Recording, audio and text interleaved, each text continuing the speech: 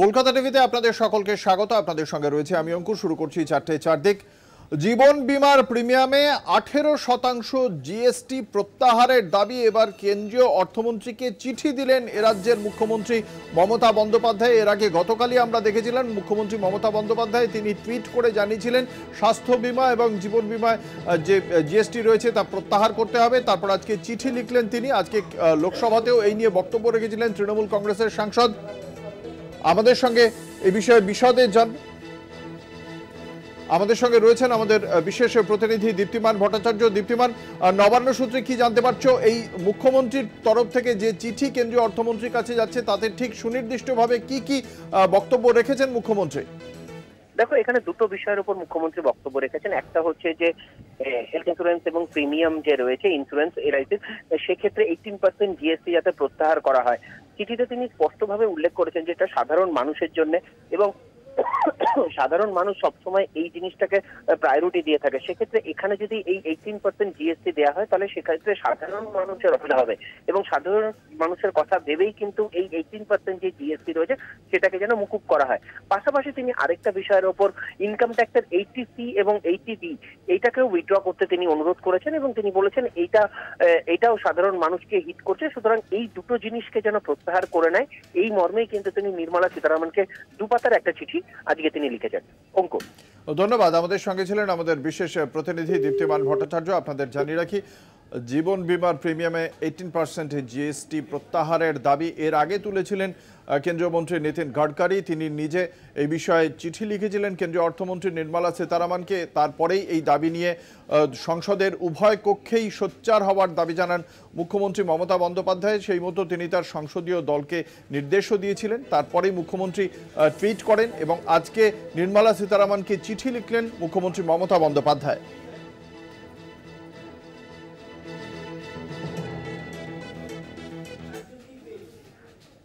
জীবন বীমা প্রিমিয়ামে 18% জিএসটি প্রত্যাহারের দাবি, ওষুধেও জিএসটি প্রত্যাহারের দাবি। রাজ্যসভাতে এই দাবি করেছিলেন তৃণমূল কংগ্রেসের সাংসদ সাকেত গোখেল। এবার লোকসভাতেও সেই দাবি তুলল তৃণমূল কংগ্রেস। আজ লোকসভায় তৃণমূল কংগ্রেসের সাংসদ সুদীপ বন্দ্যোপাধ্যায় এই নিয়ে তিনি বক্তব্য রাখেন। যদিও তার বক্তব্য রাখার সময় তাকে বাধা দেওয়া হয়, তার মাইক বন্ধ করে দেওয়া হয় বলে অভিযোগ করা হয়েছে তৃণমূল কংগ্রেসের পক্ষ থেকে। এই জিএসটি সাধারণ মানুষের বিরুদ্ধে কাজ করছে বলেই অভিযোগ করেছেন তৃণমূল কংগ্রেসের সাংসদ সুদীপ বন্দ্যোপাধ্যায়। কি বলেছেন লোকসভায় সুদীপ বন্দ্যোপাধ্যায় শোনাবো।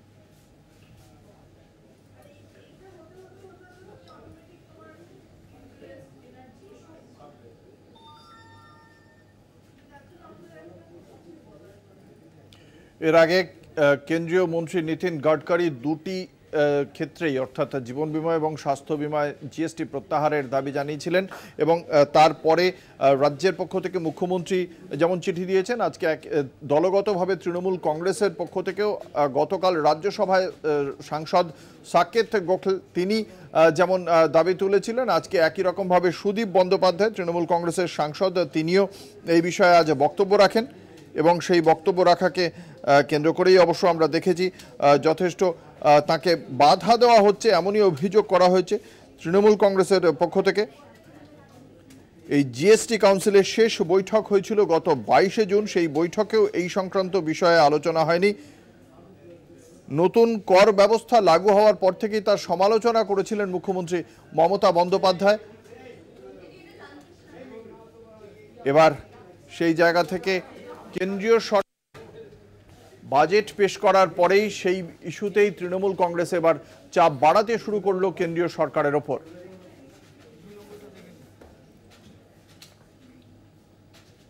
এ বিষয়ে আমরা কথা বলেছিলাম ভারতীয় জনতা পার্টির নেতা রাহুল সিনহার সঙ্গে। কি বলেছেন তিনি শোনাবো। আগে তৃণমূল কংগ্রেস তেলের উপর অন্যান্য রাজ্যগুলো উঠিয়ে দিয়েছে সেই সেস কমিয়ে দিক, সেটা করছে না, যেটাতে আপামর মানুষের অসুবিধা হচ্ছে। অতএব যারা তেলের উপর সেস দিচ্ছে রাজ্য সরকারের পক্ষ থেকে, কোটি কোটি টাকা ফয়দা তুলছেন, তাদের মুখে কোনো আন্দোলন মানায় না।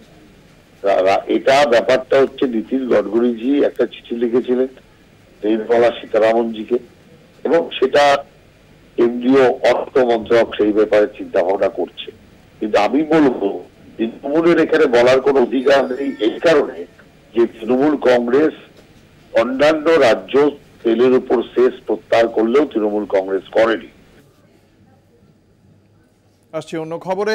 মালদায় তৃণমূল কংগ্রেস এবং বিজেপির মধ্যে সংঘর্ষের ঘটনা, যে ঘটনায় আহত হয়েছেন অন্তত 10 জন, এমনটাই জানতে পারা যাচ্ছে। মালদায় তৃণমূল কংগ্রেস এবং বিজেপির সংঘর্ষে অন্তত 10 জন আহত হয়েছেন বলে জানতে পারা যাচ্ছে। একই সঙ্গে 2 রাউন্ড গুলি চালানোর অভিযোগ।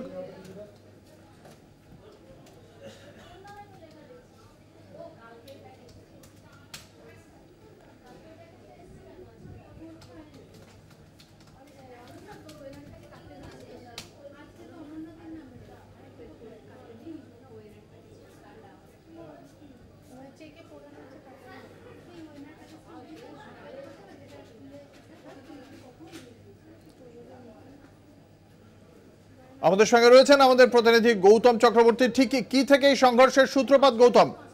অঙ্কুর, দেখো, রাজ্য সরকার বিভিন্ন ক্লাবকে উন্নতি প্রকল্পে অনুদান দিয়ে থাকে এবং এই ইংরেজবাজারের কাজীগ্রামের একটি ক্লাব, সেই ক্লাবকে 5,31,000 টাকা দেওয়া হয় এবং গ্রামবাসীদের অভিযোগ যে এই 5,31,000 টাকা বিজেপির সমর্থক কর্মীরা তারা আত্মসাৎ করে নিয়েছে, ক্লাবের উন্নতি কিছুই হয়নি। এটা হচ্ছে ইংরেজবাজার থানার কাজীগ্রাম বালুয়াডাঙ্গা হরিশপুর এলাকার ঘটনা। এবং আজকে সকালবেলা যখন এই টাকা কি হলো এই নিয়ে বচসা বাঁধে বিজেপি কর্মীদের সঙ্গে, তাতে তারপরে লাঠি ইট পাটকেল একে অপরের বিরুদ্ধে ছুটতে আরম্ভ করে, মারামারি শুরু হয়। এতে করে প্রায় 10 থেকে 12 জন আহত হয়েছে, কম বেশি 10 জনের মালদা মেডিকেল কলেজ হাসপাতালে তাদের চিকিৎসা করা হয়, চিকিৎসা চলছে।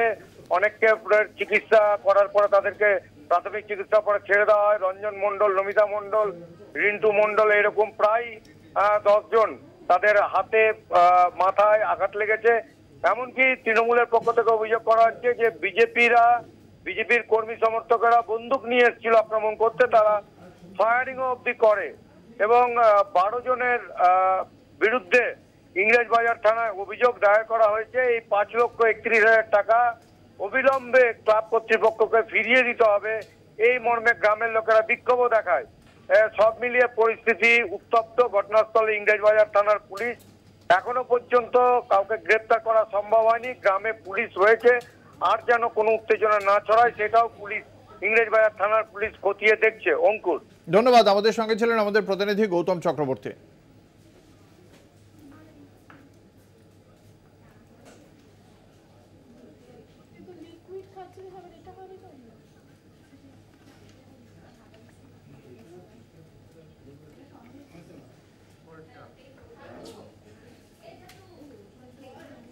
পোর্ট ট্রাস্টের সমবায় ভোটে তৃণমূল কংগ্রেস বনাম তৃণমূল কংগ্রেস, তৃণমূলের সঙ্গে তৃণমূলেরই আইনি লড়াই।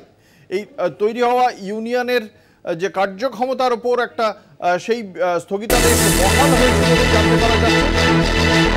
আপাতত প্রশাসক দিয়ে চলবে এই সমবায় সমিতি।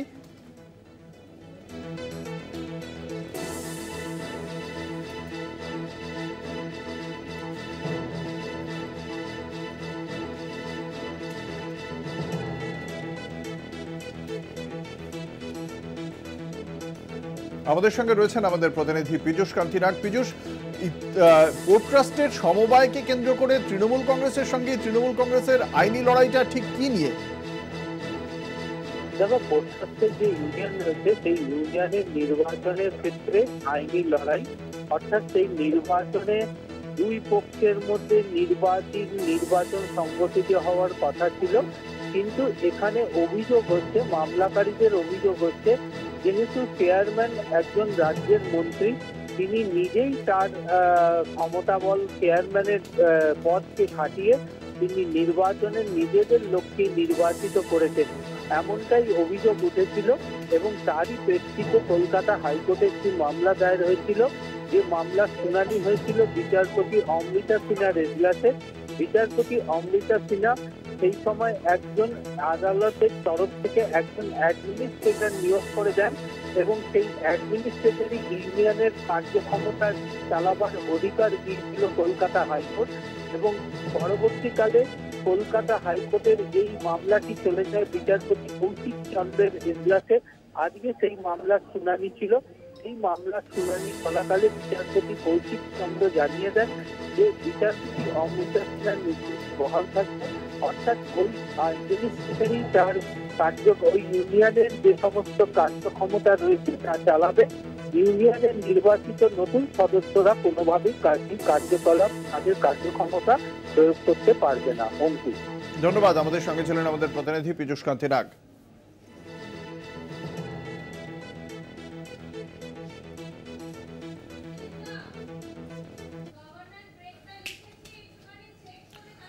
আপনাদের জানিয়ে রাখি এই মুহূর্তের গুরুত্বপূর্ণ খবর, রেশন দুর্নীতি কাণ্ডে গ্রেপ্তার তৃণমূল নেতা ও তাঁর দাদা। মঙ্গলবারই ইডির তল্লাশিতে লক্ষাধিক টাকা সোনা উদ্ধার। আনিসুরের বাড়িতে চালকল সংক্রান্ত নথি উদ্ধার। দুবাই সহ বিদেশে একাধিক সম্পত্তির দলিল মিলেছে বলেই জানতে পারা যাচ্ছে। আপনাদের জানিয়ে রাখি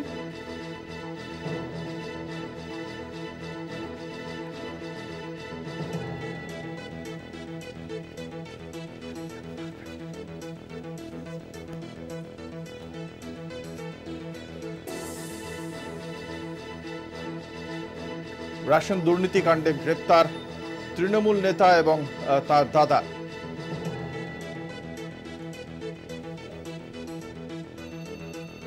এই বিষয়ে আমরা কথা বলেছিলাম বিজেপি নেতা রাহুল সিনহা, কংগ্রেসের মুখপাত্র সৌম্য রায় এবং তৃণমূল কংগ্রেসের মুখপাত্র অরূপ চক্রবর্তীর সঙ্গে কি বলেছেন তারা শোনাবো।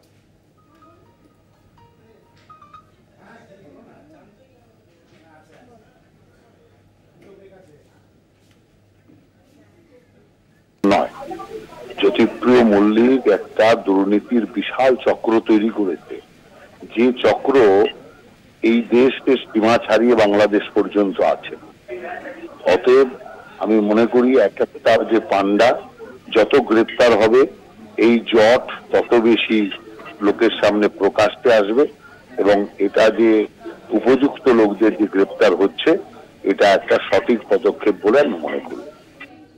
অর্গানাইজড একটা করাপশন হয়েছে, তো এটা জালের মতো ছড়িয়েছে। নেটওয়ার্কটা এত বড় যে কতজনকে গ্রেপ্তার করবে, কিন্তু কথা হচ্ছে যে এদের মাথা যারা আছে তারা কিন্তু নিশ্চিন্তে বহাল তবিয়তে ঘুরে বেড়াচ্ছে।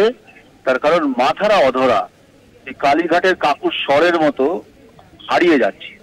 তো এই পশ্চিমবঙ্গে এই পরতে পরতে দুর্নীতি, যে এই দুর্নীতির মাথারা কিন্তু আনটাচড থেকে যাচ্ছে, শুধু এই বোড়েরা শুধু ধরা পড়ছে। এটা থেকেই বোঝা যায় যে এই পশ্চিমবাংলায় কতটা ডিপ রুটেড অর্গানাইজড করাপশন হয়েছে। সারা দেশের সবচেয়ে বড় বৃহত্তম কেলেঙ্কারি নেট দুর্নীতি। লাখো লাখো পরীক্ষার্থী যাদের প্রশ্নপত্র এক একজনের 30 লক্ষ, 35 লক্ষ, 40 লক্ষ টাকার বিনিময়ে ডাক্তারি প্রশ্নপত্র বিক্রি করা হয়েছে, সেই দুর্নীতির মাথা সারা ভারতবর্ষের মানুষ জানে। কেন্দ্রীয় শিক্ষামন্ত্রী ধর্মেন্দ্র প্রধান গ্রেপ্তার হয়েছে।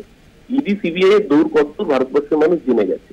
এরা শুধু বিরোধী শাসিত রাজ্যগুলোতে গিয়ে বিজেপির হয়ে অঙ্গুলি হেলন করে কাজ করবে, বিজেপির শাখা সংগঠন হিসেবে কাজ করবে।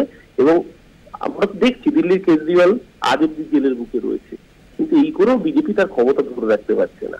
আপকিবার 405 স্লোগান দেওয়া বিজেপি 240 এসে দাঁড়িয়েছে। আগামী দিন যে কোনো মুহূর্তে এই সরকার তাসের ঘরের মতো ভেঙে পড়বে, তখন না থাকবে ইডি, না থাকবে সিবিআই। এই বিষয়ে আমাদের সঙ্গে রয়েছেন আমাদের প্রতিনিধি রিয়া মাঝি। বিশদে জানবো। রিয়া, এখনো পর্যন্ত ইডি সূত্রে কি কি তথ্য উঠে আসছে এদের বিরুদ্ধে?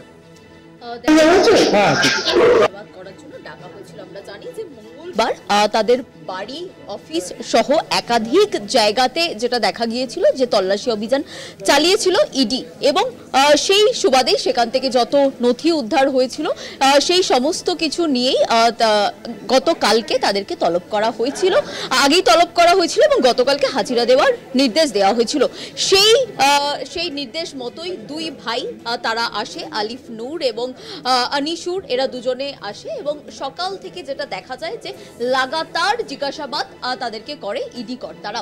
এবং এই আনিসুর এবং আলিফ নূর এদের বাড়ি থেকে বেশ কিছু ইলেকট্রনিক ডিভাইস পাওয়া গিয়েছিল, বেশ কিছু নথি পাওয়া গিয়েছিল এবং একাধিক সম্পত্তির দলিল পাওয়া গিয়েছিল, যেই সম্পত্তি দেশে এবং বিদেশে রয়েছে। এই সমস্ত কিছু বাজেয়াপ্ত হয় এবং তারপরেই যখন এদের দুজনকে তলব করা হয় তাদেরকে নির্দেশ দেওয়া হয় যে তাদের যে ব্যাংক স্টেটমেন্ট, সেই ব্যাংক স্টেটমেন্ট নিয়ে যাতে তারা হাজির হয়, এবং সেই মতোই এই দুই ভাই তারা আসেন গতকালকে এবং সেই ব্যাংক স্টেটমেন্ট নিয়েই তারা হাজির হন। একদম যদি ক্রোনোলজি বলা যায় সেক্ষেত্রে ইডি সূত্রে যেমনটা জানা যাচ্ছে যে এই দুজনকে তারা আলাদা আলাদাভাবে জিজ্ঞাসাবাদ করে, তারা যে ব্যাংক স্টেটমেন্ট এনেছিল সেই ব্যাংক স্টেটমেন্ট রাখা হয় এবং তাদের নামে যেসব রাইস মিল রয়েছে, এখনো অবধি যেটা ইডি সূত্রে খবর যে 4টে রাইস মিলের হদিশ পাওয়া গিয়েছে, সেই রাইস মিলের যে একাধিক ডকুমেন্টস, সেই ডকুমেন্টস রাখা হয়, বাজেয়াপ্ত হওয়া ডকুমেন্টস, এবং পাশাপাশি তাদের যে ডিডগুলো ছিল অর্থাৎ সম্পত্তির যেসব দলিলগুলো ছিল এবং একাধিক বাজেয়াপ্ত হওয়া নথি সেখানে রাখা হয় এবং তাদেরকে জিজ্ঞাসাবাদ করা হয় যে এই যে তাদের ব্যাংক স্টেটমেন্ট, সেই টাকার উৎস কোথা থেকে এবং সেই টাকা দিয়ে তারা কি কি করেছেন, এবং এই যে এত তাদের যে তাদের ডকুমেন্টস এবং একই সঙ্গে তাদের যে সমস্ত যে ডিডগুলো পাওয়া গিয়েছিল অর্থাৎ যে বাড়ি বা ফ্ল্যাট বা বিদেশে ফ্ল্যাট বা এই যে একাধিক সম্পত্তি, সেই সম্পত্তি কিভাবে হলো সেই সমস্ত বিষয় জানতে চায় এবং সেইখানেই দেখা যায় যে ৪৫ কোটি টাকার সেখানে গরমিল, সেই ৪৫ কোটি টাকার কোনো হদিশই নেই এবং তারপরেই দেখা যায় যে এই দুজনকে মধ্যরাতে গ্রেপ্তার করে। ধন্যবাদ রিয়া, আমাদের সঙ্গে ছিলেন আমাদের প্রতিনিধি রিয়া মাঝি। ফলে এদেরকে জিজ্ঞাসাবাদের পর, হেফাজতে নিয়ে জিজ্ঞাসাবাদের পর নতুন কি তথ্য উঠে আসে সেদিকে অবশ্যই নজর থাকবে।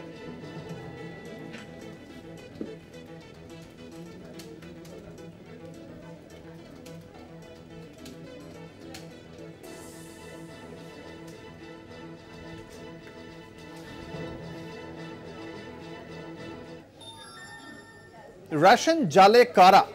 গত 13ই অক্টোবর 2023 সালে বাকিবুর রহমান, তিনি একজন ব্যবসায়ী।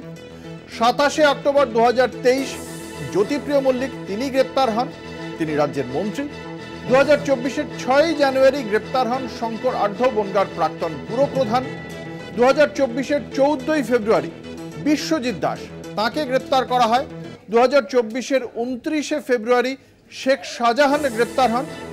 2024-এর 2রা আগস্টে গ্রেপ্তার হলেন আনিসুর রহমান এবং তার ভাই আলিফ নূর ওরফে মুকুল রহমান। এরা দুজনেই ব্যবসায়ী এবং তৃণমূল কংগ্রেসের নেতা।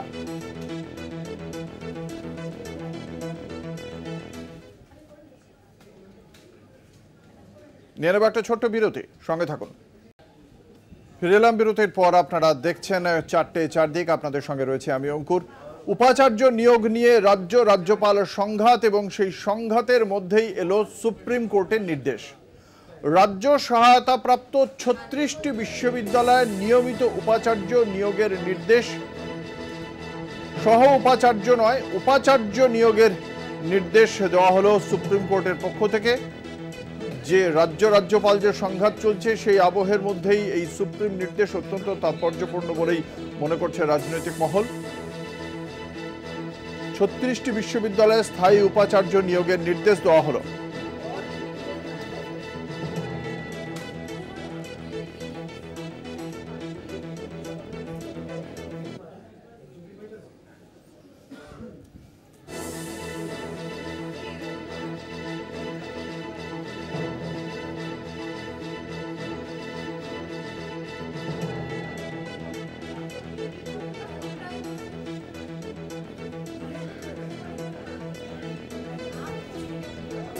উপাচার্য নিয়োগ নিয়ে রাজ্যপাল সংঘাতের মধ্যেই সুপ্রিম কোর্টের নির্দেশ। রাজ্য সহায়তা প্রাপ্ত 36টি বিশ্ববিদ্যালয়ের নিয়মিত উপাচার্য নিয়োগের নির্দেশ দিল আদালত।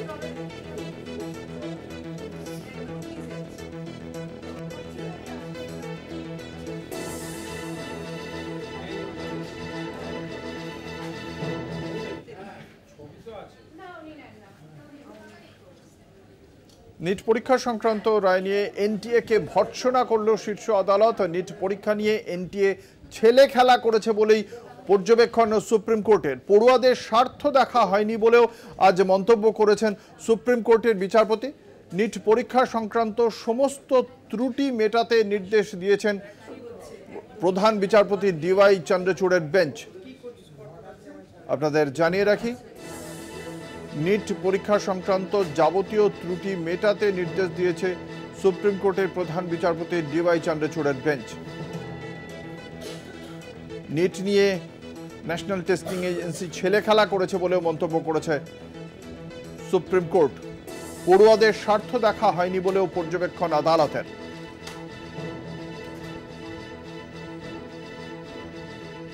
এ বিষয়ে আমরা কথা বলেছিলাম রাজনৈতিক মহলের সঙ্গে, তারা কি বলেছেন শুনবো তাদের প্রতিক্রিয়া।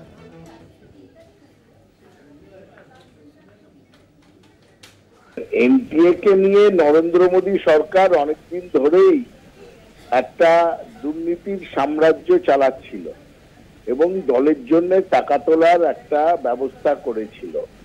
এনটিএ এর মাথায় যাকে বসানো হয়েছিল তিনি এরই মধ্যে দেখবেন নিঃশব্দে পদত্যাগ করে চলে গেছেন। তার বিরুদ্ধে কিন্তু কোনো ব্যবস্থা নেয়নি নরেন্দ্র মোদী সরকার। তাকে বলা হয়েছে পদত্যাগ করে গিয়ে গা ঢাকা দাও। তিনি ছিলেন এদের আরএসএস এর একজন লোক, আগে এবিভিপি করতেন এবং নিজেদের পকেটের লোক। তার যোগ্যতা ছিল না, তা সত্ত্বেও এনটিএ এর মাথায় বসানো হয়েছিল এই এনটিএ কে একটা দুর্নীতির আখড়া করা এবং পার্টি ফান্ড তৈরি করার উদ্দেশ্যে। আজকে সুপ্রিম কোর্ট সেই কথাই প্রকারান্তরে বলেছেন যে এরা শুধু দুর্নীতিকে প্রশ্রয় দিয়ে গেছে এবং সর্বভারতীয় পরীক্ষাগুলো রাজ্যের হাত থেকে কেড়ে নিয়ে সেন্ট্রালি করার ব্যাপার এবং লক্ষ লক্ষ স্টুডেন্টকে তাদের বিপথে তারা চলে যেতে পারে বা তাদেরকে যোগ্যতা অনুসারে তাদের পরীক্ষা হবে না, টাকা পয়সা নিতে হবে, প্রশ্নপত্র লিক হবে, এই সমস্ত মিলে একটা ষড়যন্ত্র ছিল। বাংলা বিদ্বেষী বিজেপি বাংলার মানুষের রায়ে শোচনীয়ভাবে পরাজিত হওয়ার পর রাজনৈতিক প্রাসঙ্গিকতা হারিয়েছে, তার মধ্যে তাদের গোষ্ঠীদ্বন্দ্ব চরমে গেছে। সেই জায়গায় দাঁড়িয়ে মাঝে মাঝে এই ধরনের নাটক করে মিডিয়ার আকর্ষণ। এনটিএ তো ব্যর্থ নিয়ে সন্দেহ নেই, কারণ এনটিএ এর মাথায় যাদের বসানো হয়েছে তাদের সঙ্গে সাধারণ জনগণের শিক্ষার মান উন্নতির কোনো সম্পর্ক নেই। তারা বিশ্বাস করে যে শিক্ষাটা হচ্ছে উচ্চ বর্ণের লোকেদের এবং যাদের পয়সা আছে তাদের। এই সমস্ত দার্শনিক চিন্তার লোকেদের যদি মাথায় বসানো হয় তার অব্যর্থ পরিণতি হচ্ছে এইটা। এবং সেটার জন্য শুধুমাত্র এনটিএ কেন, কেন্দ্রীয় সরকার দায়ী। কেন্দ্রীয় সরকারের শিক্ষামন্ত্রী কিংবা প্রধানমন্ত্রীর নৈতিক দায়িত্ব নিয়ে অন্ততপক্ষে ভারতবর্ষের মানুষের কাছে লজ্জা প্রকাশ করা উচিত। সুপ্রিম কোর্ট ঠিক জায়গাটাই ধরেছে যে ছেলে খেলা করেছে এনটিএ, এবং সবচেয়ে বড় কথা গোটা ভারতবর্ষের ভবিষ্যতের সাথে ছেলে খেলা করছে এই মোদী সরকার, মোদী 3.0। আসলে এই সরকারটা পুরোটাই একটা ছেলে খেলার সরকার। তার কারণ দেখতে পারবেন যে শুধু এক্সাম পেপার লিক নয়, গোটা পার্লামেন্টটা লিক করছে এখন সব থেকে বড় কথা হচ্ছে এই নরেন্দ্র মোদী এবং ধর্মেন্দ্র প্রধান এখনো তারা রাজনীতি করছেন দেশের মানুষের সাথে এবং চেয়ার ধরে বসে আছে। কেন রেজিগনেশন দিচ্ছেন না? রাহুল গান্ধী যখন এই প্রশ্নে বারবার যে ছাত্রছাত্রীদের ভবিষ্যৎ নিয়ে প্রশ্ন করতে যাচ্ছেন, তার মাইক বন্ধ করা হচ্ছে পার্লামেন্ট। এটা একটা গোটা ভারতবর্ষের ডেমোক্রেসি, যেটাকে আমরা গণতন্ত্র বলি, তার জন্য লজ্জা। এবং এই সরকার রেজিগনেশন না দিয়ে তারা তৎপরতা দেখাচ্ছে এবং যারা দেশের চোর তাদেরকে সাহায্য করছে। এই হচ্ছে তাদের আসল পরিচিতি এবং পরিচয়। যারা পয়সার বিনিময়ে চাকরি বিক্রি করে তাদের তো এই নিয়ে একটা শব্দ করা উচিত না, ঘোমটা টেনে চুপ করে বসে থাকা উচিত। যে সিপিএম শুধুমাত্র ক্যাডারের ভিত্তিতে চাকরি দিয়ে গেছে, অতএব কখনো যে তাদের যে কৃতিত্ব, তাদের যোগ্যতা কোনো কিছুই দেখেনি, তারা আজকে বড় বড় কথা বললে তো সেটা শুনবো না।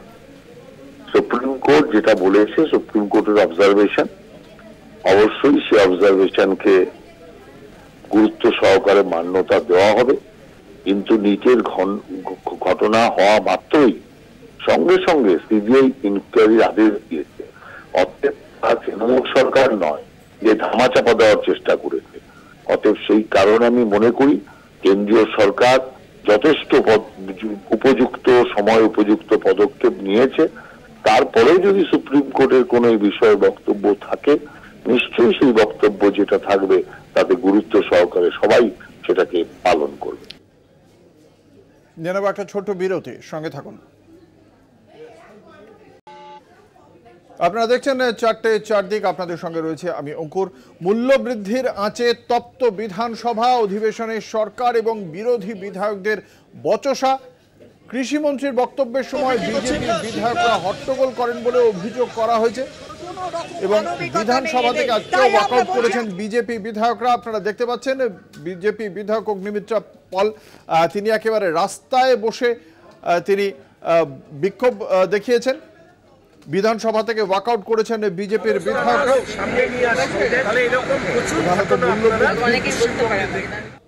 প্রতিবাদেই স্লোগান দেন তারা এবং তারপর বিধানসভায় বিক্ষোভ প্রদর্শন করে বেরিয়ে আসেন সেখান থেকে।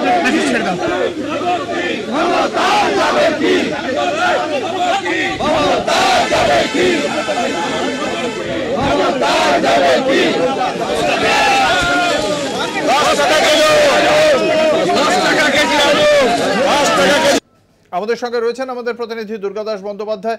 কি বক্তব্য ছিল বিজেপি বিধায়কদের, ওয়াকআউটের কারণ কি?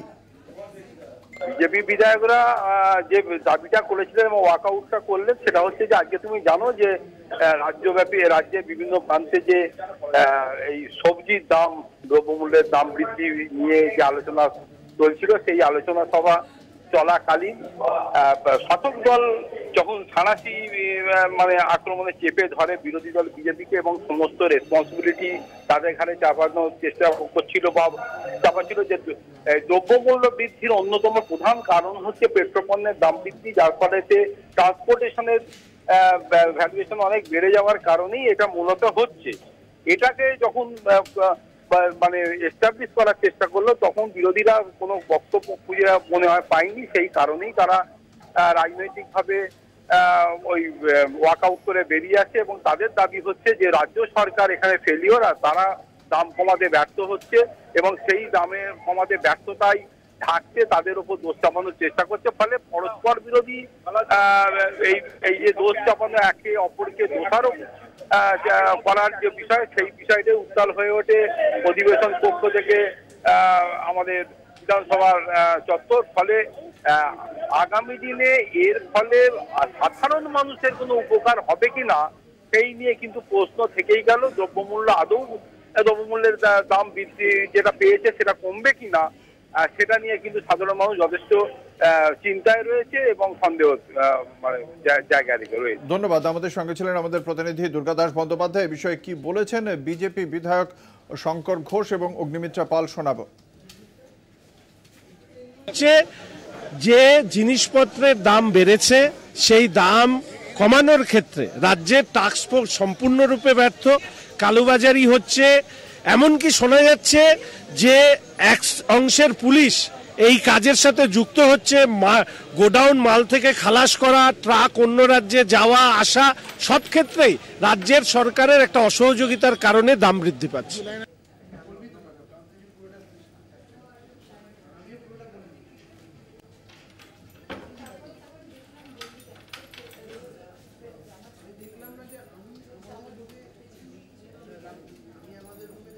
খাবে কি? এই দেখুন এত দাম, খাবো কি? খাবোটা কি? আলু যদি 50-এর উপর দাম হয়, 40-এর উপর দাম হয়, খাবোটা কি? আর মুখ্যমন্ত্রী নাটক করে যাচ্ছেন, আপনাদেরকে নিয়ে প্রেস কনফারেন্স করছেন, কিন্তু কাজের কাজ কিছু হয় না। আই বস হকার তোলো, হকার তোলো, হকার তোলো, কাঁচকলা হকার উঠেছে, সেরকম বাজারের সবজির দাম কমাও কমাও কমাও, সবাই যাও দেখো কি হচ্ছে, কাঁচকলা। এ বিষয়ে আমরা কথা বলেছিলাম তৃণমূল কংগ্রেসের সঙ্গে। কি বলেছেন মুখপাত্র ডক্টর শান্তনু সেন শোনাবো।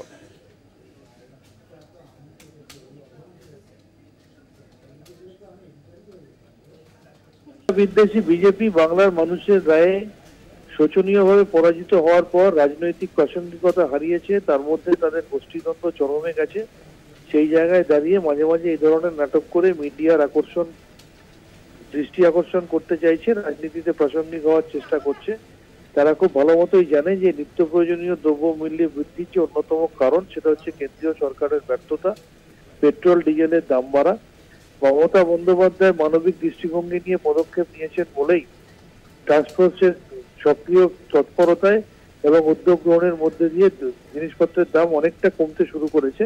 কিন্তু কেন্দ্রীয় সরকার এর দায় কোনোভাবে এড়িয়ে যেতে পারে না, এর দায় কেন্দ্রীয় সরকারকেও নিতে হবে। হাওড়ায় বিদ্যুৎ স্পৃষ্ট হয়ে মৃত্যু ছাত্রের, এ বিষয়ে বিশদে জানবো, কথা বলবো। আমাদের সঙ্গে রয়েছেন আমাদের প্রতিনিধি জগন্নাথ সামন্ত। জগন্নাথ, কি বলছে পরিবার, কার গাফিলতিতে এই মৃত্যু? এলাকার মানুষ একেবারে ক্ষিপ্ত হাওড়া পুরসভার উপরে, কেননা যেভাবে বৃষ্টি হাওড়া হয় এবং সে অল্প বৃষ্টিতে হোক আর ভারী বৃষ্টি হোক জল জমে গিয়ে যে নাজেহাল পরিস্থিতি তৈরি হয়, এই ঘটনা আরেকটাই উদাহরণ।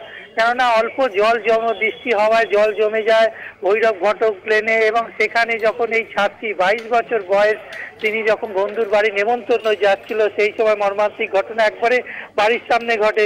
বিদ্যুৎস্পৃষ্ট মৃত্যু ঘটেছে একদম বাড়ির সামনে। তার উল্টো দিকে তার বাবা ইলেকট্রিকের দোকান, তিনি একবারে চোখের সামনে তার মেয়েকে মরতে দেখে, ছুটে যায়, বাঁচানোর চেষ্টা করে। তিনি একজন ইলেকট্রিশিয়ান, কিন্তু তাও বাঁচাতে পারেনি মেয়েকে, যেভাবে বিদ্যুৎস্পৃষ্ট হয়েছে। গাফিলতি কার সেটা নিয়ে হাওড়া পুরসভা তদন্ত নামলেও এলাকার মানুষ যেটা বলছে, যেখানে অবৈধ নির্মাণ হচ্ছে সেখান থেকে অবৈধভাবে এই একটি দোকানে কানেকশন দেওয়া হয়েছিল, শাটারে কানেক্ট হয়ে গেছিল এবং ছাতা নিয়ে যখন যাচ্ছিল সেই ছাতার লোহার তারে লেগে বিদ্যুৎস্পৃষ্ট হয়েছে। কেন এই খোলা তার পড়েছিল এবং অবৈধ নির্মাণ এবং যে নির্মাণ হচ্ছিল সেখানে কেন তার পড়েছিল সে ভাবে লক্ষ্য করা হয়নি কেন, সেটা বিষয় ছাড়াও জমা জল, অর্থাৎ এলাকায় জমা জলের ওপর বারবার তারা অভিযোগ জানাচ্ছে। পুরসভা পুরোপুরি ব্যর্থ, অত্যাধুনিক মেশিন এনেছে, তাও কোনো কাজ নেই। যখনই কোনো দুর্ঘটনা ঘটে, মৃত্যু ঘটে, তারপরে পুরসভা কমিটি বসে এলাকায় গিয়ে কি অসুবিধার মধ্যে এই জল জ্বালাচ্ছে সেটা খতিয়ে দেখে, তারপর আবার দেখেছে। অর্থাৎ যেটা দেখেছে পুরসভা মুখ্য প্রশাসক সুজয় চক্রবর্তী যেটা বলছেন যে এলাকায় যে দোকানের স্ল্যাব রয়েছে সেই স্ল্যাবের জন্য তারা নর্দমা পরিষ্কার করতে পারে না, তার জন্য অসুবিধা হয়। কিন্তু মৃত্যু একের পর এক জমে বিদ্যুৎস্পৃষ্ট মৃত্যু। ধন্যবাদ। আমাদের সঙ্গে ছিলেন আমাদের প্রতিনিধি জগন্নাথ সামন্ত। বিদ্যুৎস্পৃষ্ট মৃত ছাত্রীর বাবা কি বলছেন শোনাবো। ইলেকট্রিকেরই দোকান, আমি ছিলাম দোকানে, আমার অপোজিটে একটা চায়ের দোকান, ওখানে প্রমোটিং হয়েছে, ওই চায়ের দোকানের ওখানে শর্ট সার্কিট হয়ে আমার মেয়েকে ধরে নিয়েছিল। আমি তারপরে ঝাঁপিয়ে যখন যাই, গিয়ে আমাকেও মেরেছিল, মেরে তখন আমি বললাম এমসিবি অফ করো অফ করো। আমি যেহেতু ইলেকট্রিকের আমি জানি সঙ্গে সঙ্গে বন্ধ করতে হলো। তারপরে আমি মেয়েকে তুলি, আমার সঙ্গে সবাই এলো, তারপরে তুলে নিয়েই হসপিটালে এলাম। এই আমার মেয়েকে ঘোষণা করলো মরে গেছে। আর মেয়ে পৌরবিধান। এ বিষয়ে আমরা কথা বলেছিলাম হাওড়ার বিধায়ক তথা মন্ত্রী অরূপ রায়ের সঙ্গে, কি বলছেন তিনি শোনাবো। এই ঘটনা অত্যন্ত দুর্ভাগ্যজনক। এই একটা বাচ্চা মেয়ের জীবন চলে যাবে এইভাবে, এটা কখনোই বাঞ্ছনীয় নয়, কখনোই ভাবা যায় না। আমি কর্পোরেশনকে বলবো, কর্পোরেশন যাতে অবিলম্বে দেখা কি ব্যাপার এবং অবিলম্বে যাতে জল নিকাশি ব্যবস্থাটা, যেটা এটা দীর্ঘদিনের সমস্যা, এটা আমাদেরকেও কনসাস হতে হবে, মানুষকেও কনসাস হতে হবে। মানুষ নর্দমার মধ্যে নানা ধরনের নোংরা ফেলে দেয়, নর্দমার প্লাস্টিক, নর্দমার বালিশ, তোষক এই সমস্ত ফেলে দেয়, যার ফলে নর্দমা ব্লক হয়ে যায়, জল হয়ে যায়, জল বেরোয় না। বিভিন্ন জায়গায় এই ধরনের সমস্যা আছে। এছাড়াও নর্দমা ঘেঁষে বাড়ি করে ফেলছে প্রমোটারগুলো, নর্দমার ধার ঘেঁষে বাড়ি করে ফেলছে। এটা নিয়ে কমপ্লেন হচ্ছে, কর্পোরেশন অ্যাকশন নিচ্ছে, অ্যাকশন নিতে যাচ্ছে। অনেক সময় যেগুলো দেখতে পাচ্ছে সেগুলো অ্যাকশন নেওয়া হচ্ছে, যেগুলো নিতে পারছে না অ্যাকশন নিচ্ছে না। তারপরে কথায় কথায় এরা হাইকোর্টে চলে যায়, এরা বিভিন্ন কোর্টে চলে যায়, একটা অর্ডার ধরিয়ে। এসব ভেতরেও লোক আছে, কর্পোরেশনের ভেতরেও আছে, পুলিশের মধ্যেও আছে, যারা এগুলোকে প্রশ্রয় দিচ্ছে। এগুলো হওয়া উচিত নয়। এইখানে 6 বছর ধরে ইলেকশন হয়নি। 6 বছর ইলেকশন না হওয়ার ফলে একটা লোক গোটা 50টা ওয়ার্ডকে দেখছে, একটা লোকের পক্ষে গোটা 50টা ওয়ার্ড দেখা সম্ভব নয়। এছাড়া দুর্নীতি তো আছে।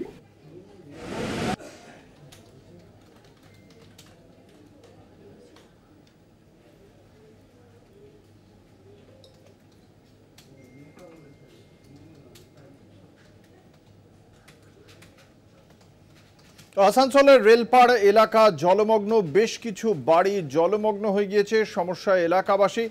ইতিমধ্যেই এই ঘটনায় বেশ কিছু সাধারণ মানুষ তারা জলমগ্ন এলাকায় যারা আটকে পড়েছেন তারা ক্ষোভ প্রকাশ করেছেন। সার্বিক পরিস্থিতি জানবো আসানসোলের, আমাদের সঙ্গে রয়েছেন আমাদের প্রতিনিধি পবিত্র বন্দ্যোপাধ্যায়। পবিত্র, সার্বিকভাবে কি পরিস্থিতি? দেখো অঙ্কুর, তোমাকে বলে রাখি যে রাজ্য জুড়ে যে বৃষ্টিপাতের পরিমাণ বেড়েছে, সঙ্গে সঙ্গে শিল্পাঞ্চল শহর আসানসোলেও সেই একইভাবে জলের পরিমাণ বেড়ে গেছে এবং তার ফলে যে আসানসোলের শহরের মধ্যে থেকে বয়ে যাওয়া গারুই নদী, সেই গারুই নদী নিয়ে সংস্কার না হওয়ার একটা অভিযোগ তুলেছে আসানসোলের যে প্রাক্তন মেয়র জিতেন্দ্র তিওয়ারি। তার বক্তব্য যে গারুই নদীর সংস্কার ঠিক মতো হয় না, তার ফলেই এই রেলপাড় অঞ্চলে প্রতি বছরই বৃষ্টি হয়। অন্যদিকে তোমাকে বলে রাখি যে এই যে গারুই নদীর সংস্কারের যে অভিযোগ যে তার কর্পোরেশনের উপরে, সেই জায়গায় ডেপুটি মেয়র বলেছেন যে না, প্রত্যেক বছরই আমরা গারুই নদী সংস্কার করি, গারুই নদীর নাব্যতা বাড়াবার চেষ্টা করি, কিন্তু মানুষকেও সচেতন হতে হবে। অন্যদিকে গারুই নদীর পাশে বাড়ি তৈরি করার ফলে যেমন গারুই নদীর চওড়া কমে যায়, ছোট হয়েছে, তার ফলেও যে একটা জলের যে পরিমাণ সেটা বেড়েছে এবং তার ফলে লোকের বাড়িতে জল ঢুকে যাচ্ছে এবং বেশ কয়েকটি বাড়িকে বাড়ির যারা মানুষজন তাদেরকে অন্যত্র সরিয়ে নিয়ে যাওয়া হয়েছে। এবং এর পাশাপাশি তোমাকে বলে রাখি যে এই যে গারুই নদীর ফলে আসানসোল থেকে উত্তর দিকে যাওয়ার যে এই যে পাঁচপুল বলে একটি জায়গা আছে, এই ভগৎ সিং মোড় থেকে কল্যাণপুর যাওয়ার পথে এই যে পাঁচপুল, সেই জায়গাতে তোমার এতটাই জলমগ্ন হয়ে পড়ে এবং বলা যায় যে বেশ কয়েক বছর আগে একটি মারুতি গাড়িও ডুবে যায় এবং সেই অঞ্চলেও ওই রাস্তা দিয়ে যাতায়াতে মানুষের বিপাকে পড়েছে। এবং এক কথায় বলা যেতে পারে যে আসানসোলের জনজীবন এমন অবস্থা হয়েছে, মানুষের জল নেই এখন আজকে বসবাস করতে হচ্ছে। একেবারেই ধন্যবাদ। আমাদের সঙ্গে ছিলেন আমাদের প্রতিনিধি পবিত্র বন্দ্যোপাধ্যায়।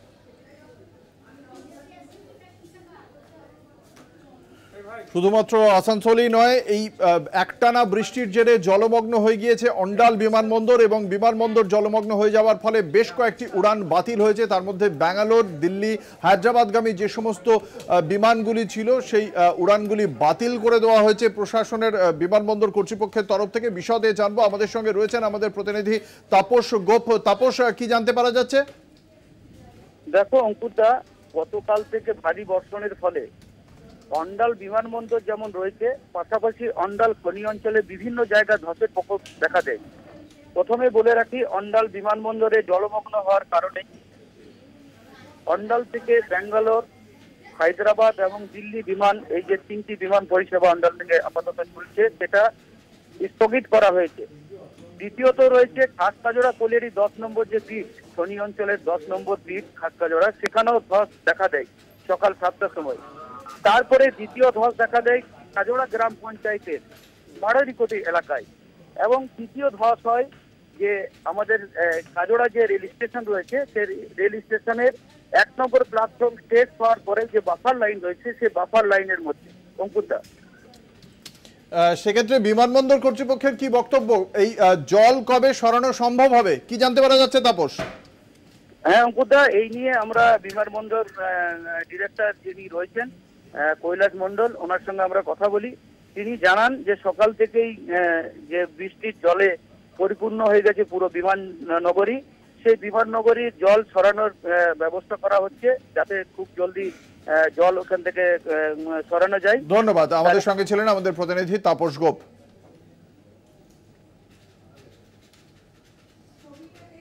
মাটির দেওয়ালে চাপা পড়ে আহত হলেন একজন। বর্ধমানের জামালপুরের ঘটনা। ইতিমধ্যেই একটানা বৃষ্টি এবং সেই বৃষ্টির জেরে জনজীবন ব্যাহত এবং আমাদের সঙ্গে রয়েছেন আমাদের প্রতিনিধি কুণাল চট্টোপাধ্যায়। কি পরিস্থিতি, কি বলছে প্রশাসন? এখন অঙ্কুশদা, তোমাকে প্রথমেই বলবো যে এই বিগত দুদিন ধরে টানা বৃষ্টি, আর সেই বৃষ্টির মধ্যেই কিন্তু ইতিমধ্যে পূর্ব বর্ধমানের জামালপুরে একাধিক জায়গা অঙ্কুশদা জলমগ্ন এবং তার সাথে সাথে দেখতে পাওয়া যাচ্ছে সকালবেলা থেকে বেশ কিছু মাটির বাড়ি ভেঙে পড়েছে এবং সেই মাটির বাড়ি ভেঙে পড়ে এক মহিলা কিন্তু আহত হয়েছে। তাকে জামালপুর প্রাথমিক স্বাস্থ্য কেন্দ্রে আনা হয় এবং প্রাথমিক ট্রিটমেন্টের পর তাকে ছেড়ে দেওয়া হয়। এবং একদিকে যেমন এই দেয়াল চাপ করে আহত যেমন ছবি উঠে আসছে, তেমন উঠে আসছে পূর্ব বর্ধমানের কোরা, তারপর জামালপুরের ডান ডাঙ্গা বলে এরিয়া, সেখানে কিন্তু বিস্তীর্ণ এলাকা জলমগ্ন হয়ে পড়েছে। মাঠে জল ঢুকে মাঠ জলে থই থই করছে। এলাকা যে সমস্ত রয়েছে সেগুলো কিন্তু জলমগ্ন এলাকায় কিন্তু ত্রাণ শিবির খোলা হয়েছে। সেখানে কিন্তু ব্লক সভাপতি এবং তার সাথে সাথে বিডিও তারা কিন্তু সকালবেলায় পরিদর্শন করে সেই সমস্ত বাড়ি এবং তাদেরকে আশঙ্কাজনক অবস্থায় সেই বাড়িগুলি ভেঙে পড়তে পারে বলে সেই রকমই আশঙ্কা করা হচ্ছে। তাই জন্য তাদেরকে পাশে একটি ত্রাণ শিবিরে নিয়ে গিয়ে আশ্রয় দেওয়া হয়েছে।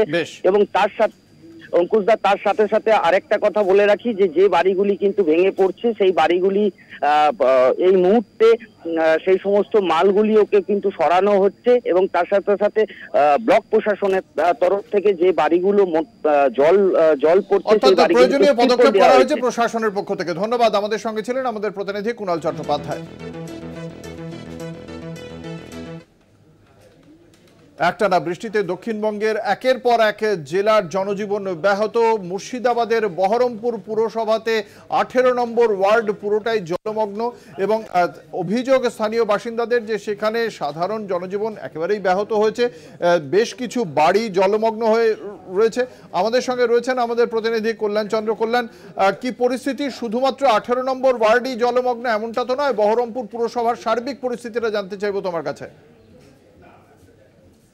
পৌরসভার সার্বিক পরিস্থিতি বলতে প্রত্যেক রাস্তায় সমতল, কিন্তু 18 নম্বর যে ওয়ার্ডটি রয়েছে ক্ষেত্র হাজরা লেন সেখানে সবচেয়ে নিচু জায়গা, যার ফলে 13, 14, 15, 17, 18, 19, 20 প্রায় 9টি ওয়ার্ডে জল জমছে ওই ওয়ার্ডে। এবং সেখানে সবচেয়ে বড় বিষয় হচ্ছে যে আউটলেট রয়েছে বড়মুড়ির ধার এবং লক্ষ্মীজলা, সেই আউটলেট দুটো বন্ধ হয়ে গেছে। পুরসভার যিনি কাউন্সিলর আছেন ওখানে জয়ন্ত চক্রবর্তী, তার দাবি যে ওই 200 মিটারের রাস্তায় যে জল জমছে সেই জল কিন্তু 9টি ওয়ার্ডে জল এসে জমছে, যার ফলে যে দুটি বড় বড় হাইড্রেন আছে সেই হাইড্রেন দুটি দেখভাল করে ইরিগেশন, সেই ইরিগেশন হাইড্রেন দুটো পরিষ্কার না করার ফলে কিন্তু জল জমছে এবং জল তাড়াতাড়ি বেরোতে পারছে না, যার ফলে কয়েক ঘন্টা জল জমে থাকছে। ধন্যবাদ। আমাদের সঙ্গে ছিলেন আমাদের প্রতিনিধি কল্যাণ চন্দ্র। আগামী 16ই আগস্ট খেলা হবে দিবস পালন করতে চলেছে তৃণমূল কংগ্রেস এবং সে বিষয়ে তাদের বেশ কিছু ব্লক ওয়ারি পরিকল্পনা রয়েছে। প্রায় 343টি ব্লকে এই খেলা হবে দিবস পালন করা হবে বলেই জানতে পারা যাচ্ছে। তার সঙ্গে সঙ্গে 119টি পুরো এলাকায় কর্মসূচি। বিশদে জানবো, রয়েছেন আমাদের বিশেষ প্রতিনিধি দীপ্তিমান ভট্টাচার্য। দীপ্তিমান, এই বিষয়ে নবান্ন সূত্রে কি জানতে পারা যাচ্ছে?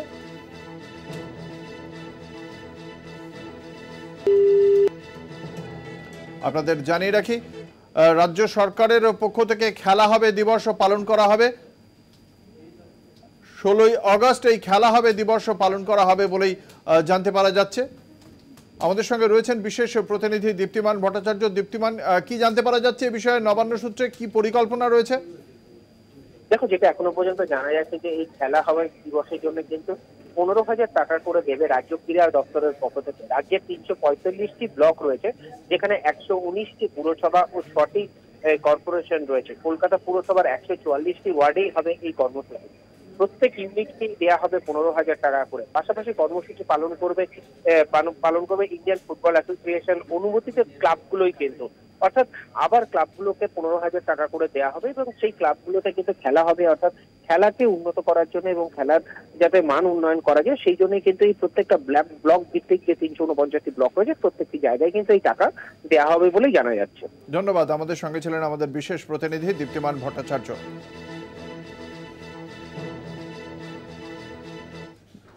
নিয়ে নেব একটা ছোট্ট বিরতি, সঙ্গে থাকুন। কেরলের ওয়ায়নাডে শুধুই স্বজন হারাদের কান্না। ইতিমধ্যেই মৃত্যু 3 শতাধিকের। গ্রাউন্ড জিরোতে পৌঁছে গিয়েছেন রাহুল গান্ধী এবং প্রিয়াঙ্কা গান্ধী। আপনারা জানেন বায়ুসেনা নেমেছিল এবং তার সঙ্গে এনডিআরএফ রয়েছে, কেরলের নিজস্ব রাজ্য বিপর্যয় মোকাবিলা দপ্তর, প্রত্যেকেই কাজ করছে। কিন্তু তার সঙ্গে একটানা বৃষ্টিতে উদ্ধার কার্য খানিকটা ব্যাহত হয় এবং দুর্গতদের পাশে রাহুল প্রিয়াঙ্কা দাঁড়িয়েছেন এবং রাজ্য সরকারের পক্ষ থেকেও যাবতীয় প্রচেষ্টা চালানো হচ্ছে। কিন্তু যে পরিস্থিতি তাতে কেরলে কিন্তু এখনই উদ্ধার কার্য নিয়ে সম্পূর্ণ নির্দিষ্টভাবে বলতে পারছে না প্রশাসন। কি বলেছেন আজকে ঘটনাস্থল পর্যবেক্ষণের পর রাহুল গান্ধী শোনাবো। I have been here since yesterday. As I said yesterday, this is a terrible tragedy. We yesterday went to the site. We went to the camps. We assessed the situation there.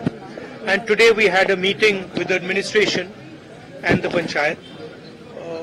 They briefed us on exactly the number of casualties they expect, the number of houses that have been damaged, and their strategy. We have said that we are here to help in any way possible. Congress family would like to commit to build 100+ houses here. Of course, it is a terrible tragedy. I think Kerala has not seen this type of a tragedy in one area.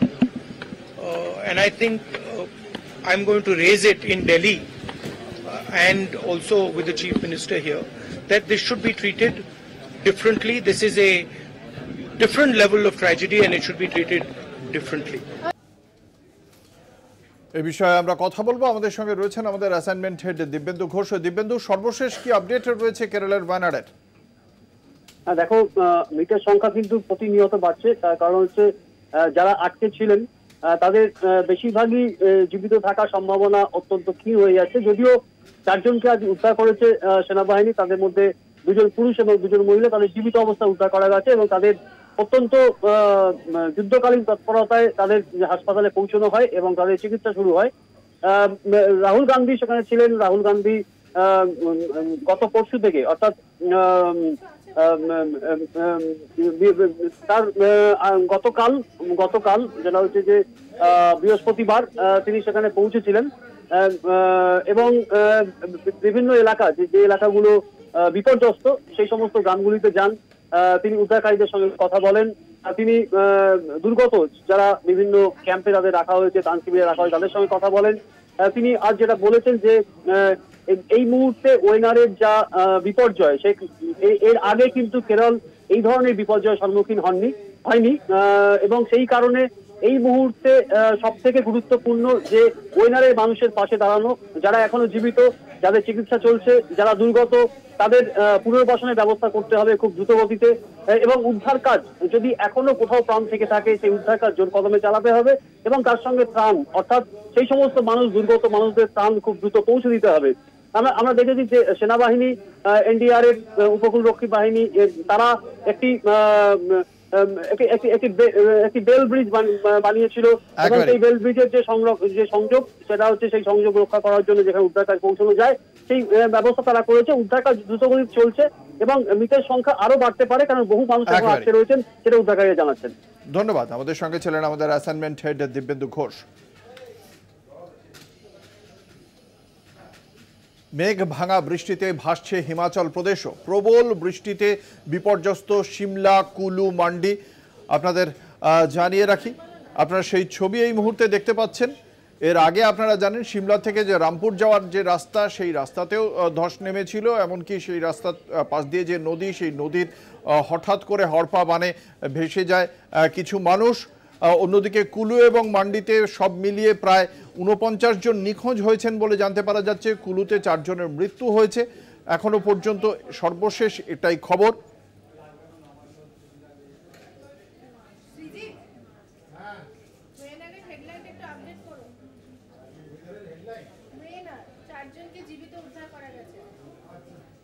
এখন এ পর্যন্তই। দেখতে থাকুন Kolkata TV, রাত দিন 7 দিন।